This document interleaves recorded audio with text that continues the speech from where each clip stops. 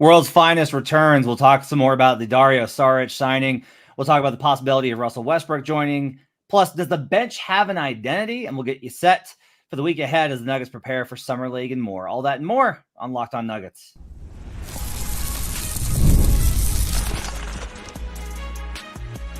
You are Locked On Nuggets, your daily Denver Nuggets podcast. Part of the Locked On Podcast Network, your team every day. Welcome to Locked On Nuggets, your daily Denver Nuggets podcast, part of the Locked On Podcast Network, your team every day. Thanks for joining and making us part of your day, being with us and being an every day or joining us Monday through Friday, whether on podcasts where you should give us a 5-star review or on youtube.com/Locked On Nuggets, the best way for you to support the show. Today's show is brought to you by FanDuel. Make every moment more.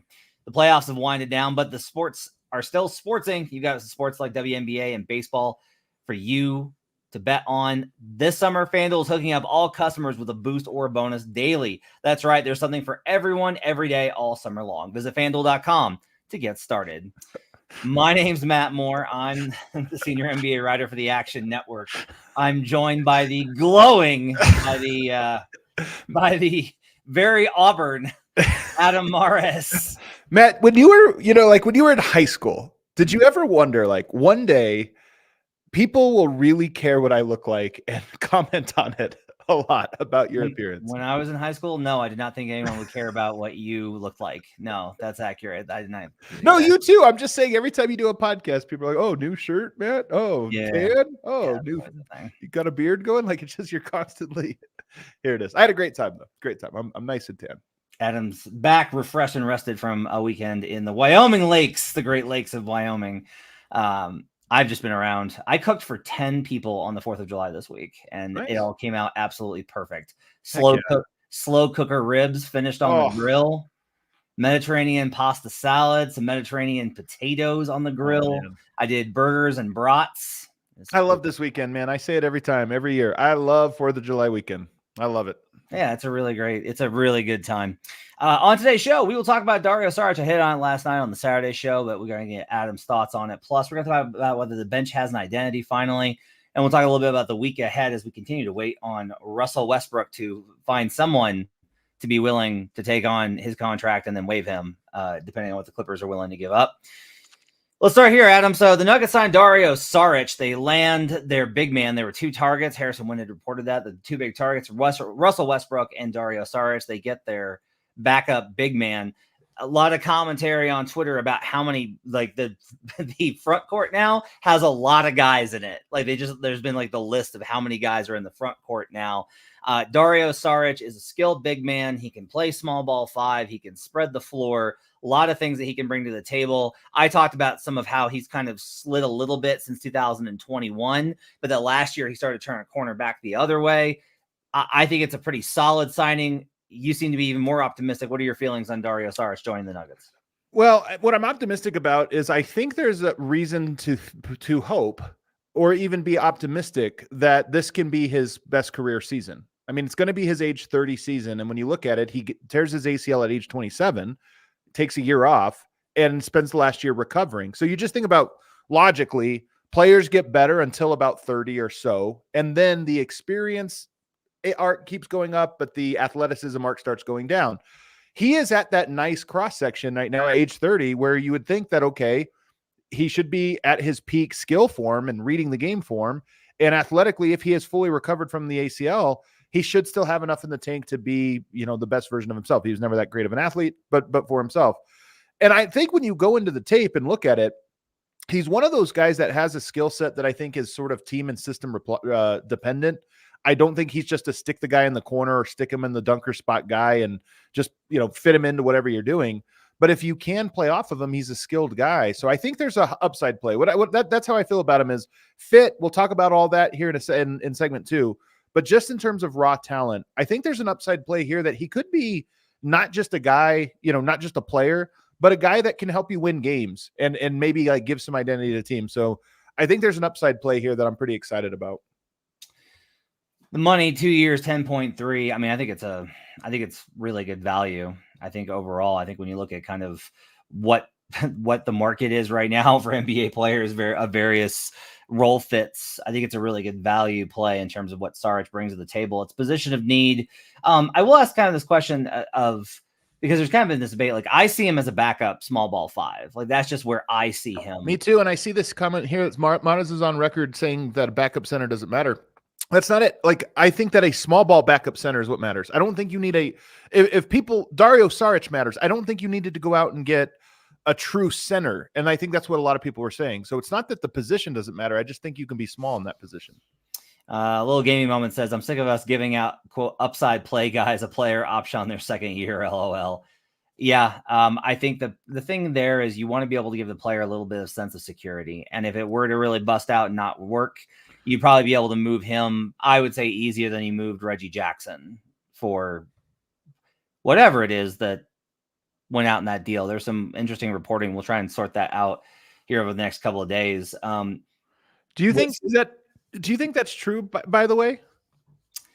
I haven't checked on it yet. I will try and figure out exactly where that landed. Well, I mean more just this idea, like, do you think it's a good deal or a bad deal, like the second year player option? Because there are teams that get guys without it, and it seems that Denver always has to throw that on. I think, it's typically, honestly, in my experience, a lot of this comes into front offices have a policy. Like, there are teams that are just like, we don't give player options, period. Like, we don't do it. Like, we're either like, we'll sign you the full 3 years and no option for the 4th if you want the option to leave. Or, we'd rather sign you for the 4, and some teams give them. And so I don't necessarily mind it, just from the perspective of with the caveat, I think that almost any player can be traded. Zeke Najee's testing that theory currently, but I think almost any player can be traded. I just think that you're always able to kind of find a way to be in order to get that into where you need it to be. So I don't mind the player option. I think it's for a player like Saric that is likely looking for a little bit more security, right?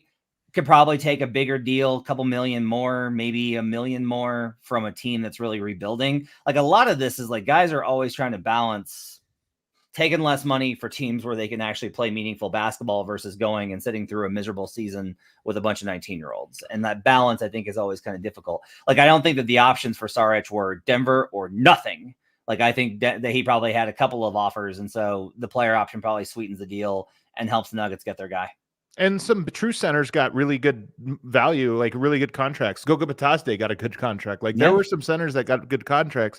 So you compare it to those, I'd rather have Saric on his deal than Batiste on what he got. That being said, I still look at it and I go, the player option hurts in the same way it did with Reggie Jackson, is that if he's bad this year, if Dario Saric is bad this year, he opts into it, and then you're stuck with him for a second bad year.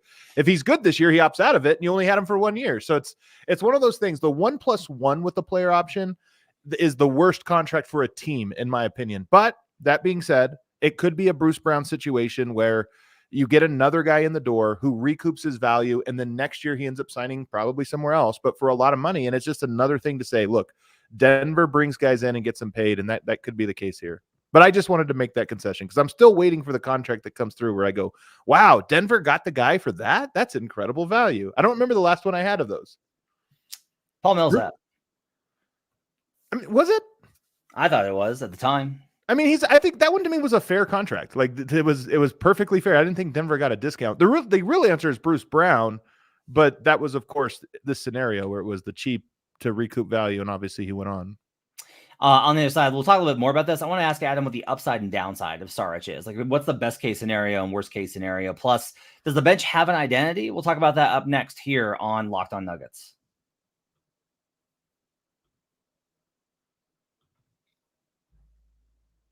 Gotta love sports in the summer. Nothing better than betting on sports in the summer. And you can bet on the WNBA right now. I've got a ticket on Angel Reese to win Rookie of the Year. It's pretty good value, given that she keeps racking up these monster double-doubles. Somebody called her Denise Rodman tonight, which I thought was really funny. I'm also kind of starting to buy in on Minnesota Lynx as a serious title contender. My power ratings should keep kicking out like, hey, this team is really awesome. And so I think that they're probably live. They're still like plus 750. The market refuses to get off the Aces. And I'm not saying the Aces aren't going to win. They're really good. Asia is incredible. I think there's a little bit of value there with the Minnesota Lynx. You can also start betting stuff like NBA. You can get on the Nuggets to win the division. You can fade the Nuggets if you want to emotionally hedge yourself and go in that direction. We'll have more markets coming out. Win total should be out in about the next 10 days or so. So lots of opportunities to bet. And you can do all that at FanDuel. FanDuel is hooking up all customers this summer with a boost or a bonus daily. That's right. There's something for everyone every day, all summer long. Just head on over to FanDuel.com and start making the most out of your summer. FanDuel, official sports betting partner of Major League Baseball. We'll be right back on Locked On Nuggets.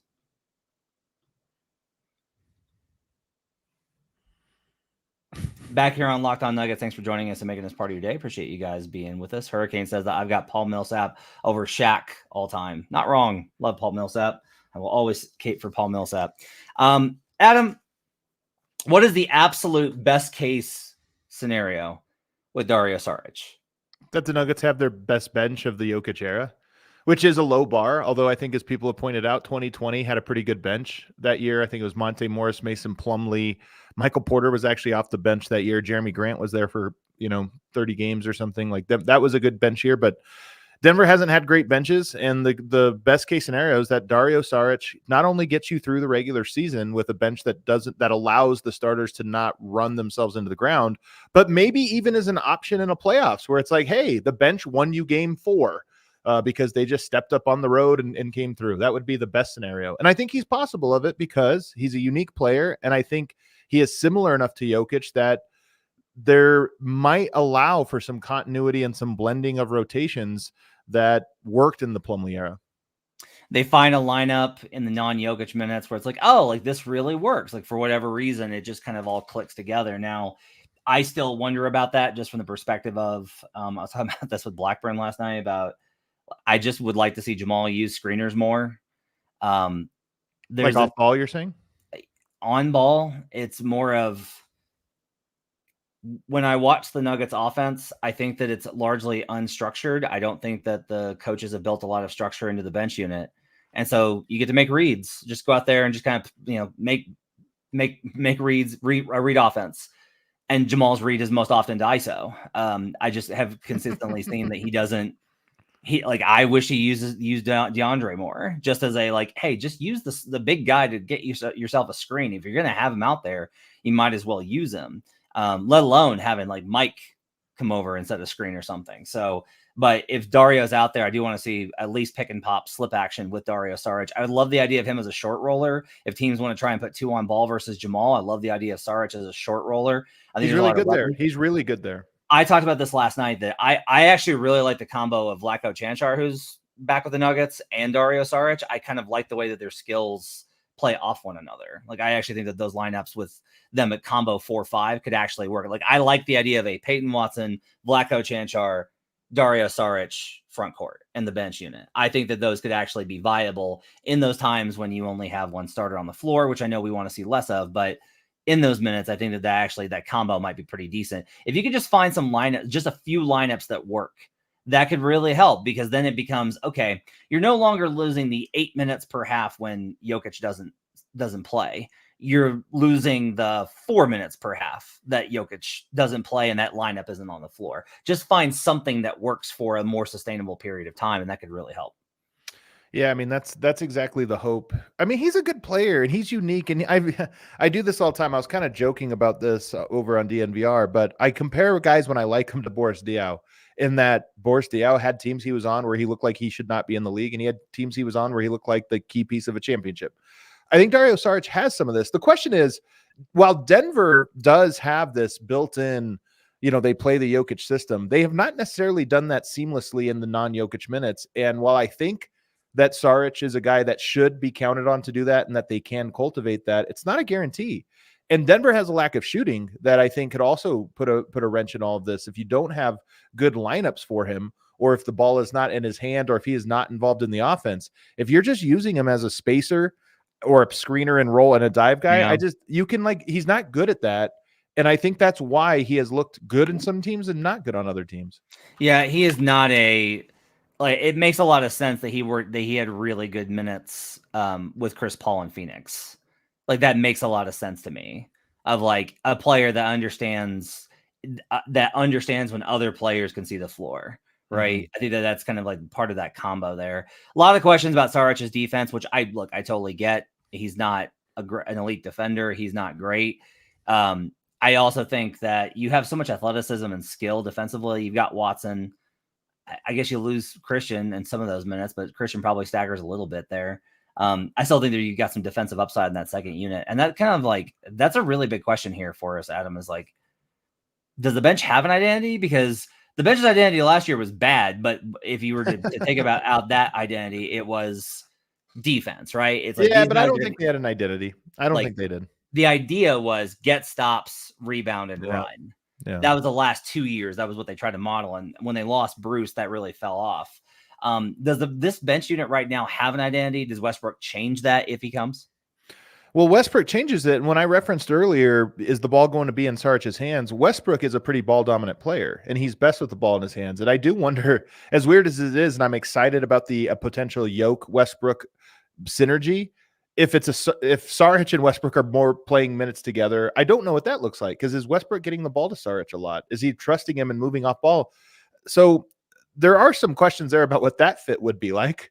I do like almost Jalen Pickett with him, which I think is now out of the question. I think if he moves down a spot, almost no matter what, but especially if you bring in Westbrook, he moves down a spot. So that's part of what makes this such a huge question. But I even go to this one, Matt.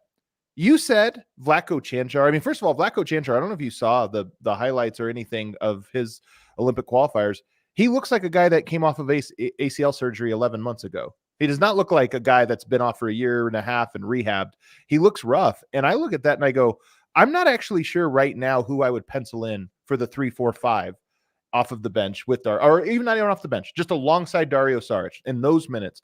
What is the ideal 3-4-5? You seem to think it's Vlatko, but are you worried at all about him not being 100% for maybe half the season? Yeah, although, we'll see what this looks like when we get to, because we still have 3 months before the season starts. A little bit more time for him to maybe get back and recover a little bit. And oftentimes that's a meaningful amount of time. Yeah, and oftentimes, honestly, we've seen this before where the bench doesn't really start to evolve until after January.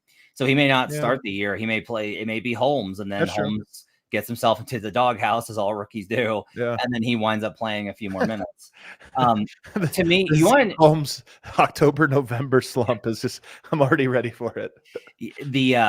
I'm waiting for him to. He's gonna come out and have like a great November, and the show we're all gonna do. We're all gonna do shows. Holmes? Yeah, okay. We're all gonna do shows on. Yeah, the Nuggets have done it again. Another diamond in the rough. What does Holmes mean for this team? Can he play in the playoff rotation? Yeah. And then by like February, it's like, remember when Holmes had like that great start to the year and he was playing, and then he made 4 turnovers versus the Mavericks, and we never saw him again. Yeah. I'm like, hope it doesn't happen. I think that young guys should get some leash, but especially with the approach that this front office is taking. I think one of the concerns, if we talk about like the downside, it is kind of what you mentioned, which is just sticking Saric in the corner. So like a nightmare scenario for me would be that we don't have a center where Saric at 5 isn't working. Zeke is still where Zeke is. Yeah. We're playing DJ again, and it's Russell Westbrook and DeAndre Jordan. But no. But like we've got Saric out there as a connector, and Saric he's the stretch 4. It's at the stretch 4, sitting in the corner. Yeah. And then I'm just gonna be sitting at Ball Arena, like just doing. I'm holding my head in my hands for those of you listening on podcast. Just that to me is like the downside possibility. Yeah, with where the roster is at. I think so too, and I do think that there's going to be a question about who is the 4 in those minutes, because it is entirely possible that it's Michael Porter, that you're just going that direction and shortening the rotation from that spot. It's almost like you just move one guy down instead of, now we don't have a backup center. It's like, we have a backup center. We just don't have a backup power forward now. And none of those guys get trusted. I think it is probably Vlatko as well, but I do think Vlatko might need some time to get into form. And I do also think that both Zeke and Deron Holmes are interesting. I'm not saying they both will work out. They have all of Denver's moves this offseason have disaster potential, more so than most years, in my opinion. So I want to talk about that next. I want to get into this question, which is just how tight of do they have to thread the needle here? Because that to me is where I kind of keep coming back on this. We'll talk about that next here on Locked On Nuggets.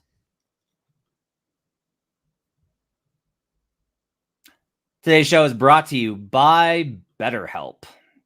If you're thinking of starting therapy, give BetterHelp a try. It's really important for you to take care of yourself. And that means all sorts of different things. That means taking care of yourself by working out. That means taking care of yourself by eating healthy. That means taking care of yourself by good hygiene. That means taking care of yourself like therapy. There's a Rick and Morty episode I love where it talks about what therapy is, which is just, it's the basic work of maintenance. And that's really a lot of it. It's just like therapy is a important part of you taking care of yourself. It's entirely online, designed to be convenient, flexible, and suited to your schedule at BetterHelp. Just fill out a brief questionnaire to get matched with a licensed therapist and switch therapists at any time for no additional charge. Stop comparing and start focusing with BetterHelp. Visit BetterHelp.com/LockedOnNBA today to get 10% off your first month. That's BetterHelp, HELP.com/LockedOnNBA. We'll be right back on Locked On Nuggets. Back here on Locked On Nuggets. Thanks for joining us and making us part of your day. Appreciate you guys being with us. The usual crew here with us in the comment section on youtube.com/LockedOnNuggets. In the comments, let me know your level of confidence in the bench unit next year on a scale of 1 to 5. 5 being extremely confident, 1 being not at all. Adam, so we're talking about this before the break. You kind of hit on it.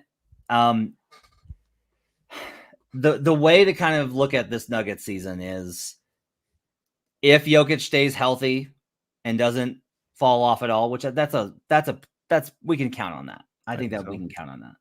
No. If Jamal takes a step forward, which is something that we don't know because we have not seen it happen in the regular season. If he takes an actual legitimate step towards being an all-star this season. If Dario Saric is the not solution, but part of the solution at small ball 5.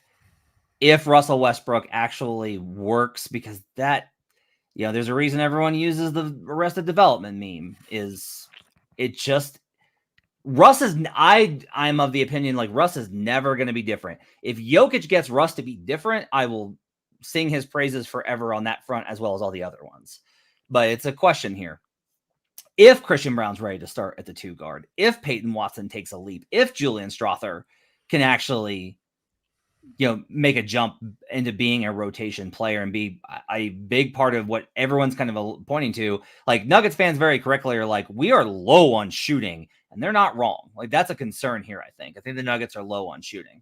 It seems like there's all of these ifs. If Malone can navigate playing the young guys and the veterans and not playing the starters too much, which was such a huge problem last year, then the Nuggets can be right back in the title picture. Now, the ceiling of that's really good, right? Like some of those ifs you threw out there, though, I feel like I think a lot of people have been doing this over the summer, and I think you're doing this as well, where you're like listing off some things as if it's a million different ifs. If Yoke has a good year, that's right, like, yeah, you know what I mean? Like some of these are just things that we should pretend are not that big of ifs. You could say that for Oklahoma City. Like if Shea is good next year, you're like, well, he's probably going to be good. We can count that in. Yep. So I think the variables you're talking about here, the Westbrook piece is hanging over this, which by the way, I have heard that's still a deal that's on, but you never know until a deal gets happened. You never know what happens. Things can happen. Another team comes in, a team changes their mind. Who knows? But if he comes in, he's the volatile piece. You are right about that. And when you say, can he change his game? I don't expect it either. I don't think Russ can change his game. My hope for him would be that Jokic can change his game around you. Russ, that Jokic is the type of player who can be anything around another guy. And then, to me, the biggest X factor for Denver next year is Julian Strother, because as you said, Denver needs shooting and they just don't have a lot of guys that you can count on. I don't see them being a championship contender team without a handful of shooters. Yeah. And Michael Porter's one, Jamal Murray's another. And then you have some decent guys, like okay ones, but I think you need a third shooter in your rotation on a night-by-night basis. And the only guy that's a candidate for that, in my opinion, is Julian Strother. So he gets elevated to this must-play guy, and he's completely unproven, or almost completely unproven. So to me, he's the big X factor that I think swings Denver a lot, and that's scary for basically a redshirt rookie. And then Marco said this, guys, why not Gary Harris on that deal he signed? One, you really got to go look at Gary's stats since... I know. We all remember the old Gary. Yeah, but that he hasn't been the same guy. I also just genuinely think that Gary was happy in Orlando. I think he found an organization that loves having him around. He's comfortable there. I think he's happy there. I think he likes being part of that team. I don't think he was necessarily looking to leave. I don't think the Nuggets were anxious to get him back for a number of reasons. The other thing I'll say, go ahead. Well, this is a good question. Do you have another thing before we go to this one? I do, but let's hit this one first. So Hurricane asks, what does changing his game mean for Russ? I don't expect him to be Curry all of a sudden, but a reasonable change would be more of a passer. Here's the thing. Russ, like James Harden, has never been a guy that has been great at the non-on-ball stuff. And sometimes that's just moving off ball, that's cutting off ball. Like, he's good at the balls in my hands and I know what to do, or make a cut to a direct score. But is he a good, like, Yoke has the ball, there's things you have to do. You have to cut just to open up a space. You might have to screen. You might have to do these other things. You might have to be ready to catch and shoot, which he sometimes isn't. If you watch Westbrook, there's often times when he is the wide open guy on the weak side, but he's not in the play, so he's not paying attention, or he's just like on his heels. To me, it would be, hey, you have to be an off-ball guy off of Jokic as much as an on-ball guy, and I just don't expect him to be that. So I think Jokic changes his game more, but Jokic, I think, is really good at being anything else, being anything he needs to be. Going back to some of the other guys, I think one of my questions, what I was going to ask is, look, I have very strong feelings about this player in particular. But I, as always, I can be wrong. I want to get your thoughts on Gary Trent Jr. because he's been mentioned a lot by various people. I mean, like most people, I'm thinking of what Gary Trent Jr. was as the prospect, like as the young guy, which was to me a high upside guy with great defense, incredible intensity, and good 3-point shooting. But I was talking about this with some people the other day. There's got to be a reason nobody is offering him this, and there's got to be a reason he hasn't popped more, including in Toronto, where you think that would have been a good opportunity for him to have some space to grow. So I look at that and say, he seems like a guy that we all thought should be better than he is at this point. I love the idea of him, but the fact that nobody wants him should tell you something. There was a lot of talk about him being very active and wanting a larger role a couple of seasons ago. The trick there is that he is represented by an agency that is notorious for doing that they will often let it be known that a player wants something, and the players oftentimes are like, that's not what I want. OG Anunoby is one where there was like talk that OG wanted to be the centerpiece of a team and like a 25 per night scorer. And then he dropped that agency, which is clutch, by the way. And then like told reporters in Canada, yeah, does that sound like me? Because I never wanted that. One other piece about this, because I don't know about this specific part, but Nickeil Alexander-Walker, this was the rep on him. Yep. So clearly not a star player, but a great role player. And early in his career, that was the knock on him was, hey, he wants to be a more active, more role, more touches, this or that. And at 1 year, he just decided no more of that. And guess what? He worked out. So maybe Gary Trent's one of those guys, but I don't know. Yeah, there's a kind of assumption that the Nuggets are out of his price range. I don't know. Like, we're getting to the end of it here. Like, we're getting to the end of free agency, and there's just not a lot of money left in the market. There's just not a lot of teams that have an opportunity. Like, you want to know a wild one, Adam? Tyus Jones is still on the market. Yeah, that is crazy. That's nuts to me. That's absolutely bonkers to me. So, upcoming this week, the Nuggets announced their Summer League roster. All the guys you would expect to be on it are on it. Jalen Pickett, Hunter Tyson, Julian Strother is going to be on. Holmes will be on it. Everybody's on it that you would expect. They'll have practice this week, and then they'll head on out to Las Vegas for Summer League. Does Summer League feel important to you this year? Yes, in that it feels appropriately important, like the right amount of important. I want to see what Deron Holmes looks like. I want to see Jalen Pickett play basketball again, because we just haven't seen him very much of that since last Summer League. And then I want to see Julian Strother and Hunter Tyson shoot threes and hopefully make threes and look like they're more confident players. So it's not supremely important, but it is something that I'm least interested in. I'm excited for it. Yeah, I think I want to see Strother in particular. That's the guy that I really would like to see, because that's a good environment for guys like Strother to play in. Summer League is a good environment for guys like Strother, a second-year player who's an on-ball guard. That's a good environment for Julian Strother. Yeah, I agree. So he's the guy of all of them that I think needs to sort of stand out. Do you have any idea what the holdup on Russ is? I haven't heard anything. I don't have anything to share. No. I mean, you are likely waiting on a scenario where the Clippers, the ball's sort of in the Clippers court, because my anticipation is that it'll be a buyout.